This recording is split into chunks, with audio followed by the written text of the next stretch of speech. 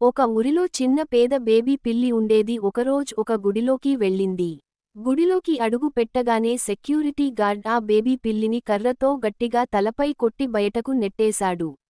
అప్పుడు అక్కడ ఉన్న 2 రిచ్చు పిల్లులు ఎగతాళి చేస్తూ గట్టిగా నవ్వాయి.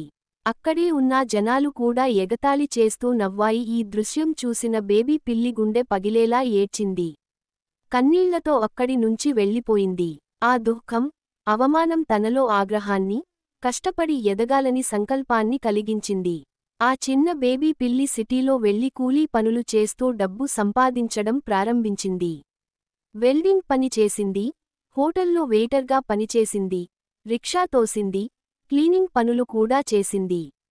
ఎంత కష్టం వచ్చినా తట్టుకుని, ఒక్కో రూపాయి దాచుకుంది. కాలం గడిచింది. బేబీ పిల్లి కష్టార్జిత డబ్బుతో మంచి రిచ్ కారు కొనుగోలు చేసింది. అందమైన డ్రెస్సులు, మెరిసే షూలు వేసుకుని గర్వంగా అదే గుడి దగ్గరకు వచ్చింది. ఆ రోజు ఆ సెక్యూరిటీ గార్డ్ కూడా ఆశ్చర్యంతో నిలిచిపోయాడు. ఎగతాళి చేసిన ఆ 2 రిచ్చు పిల్లులు సిగ్గుతో తల దించుకున్నాయి. బేబీ పిల్లి గతాన్ని గుర్తు చేసుకుని, తనకు ఎదురైన అవమానం ఎక్కడికి తీసుకువెళ్ళిందో చూపించింది. అందరూ చూసి ఆశ్చర్యపోయి, ఆ పిల్లి పట్టుదలని మెచ్చుకున్నారు. ఈ కథ చిన్న మనసులకే పెద్ద గుణపాఠం. అవమానమే కొన్నిసార్లు విజయానికి బలం అవుతుంది. ఈ కథ మీకు నచ్చితే లైక్ చేసి సబ్స్క్రైబ్ చేసుకోండి.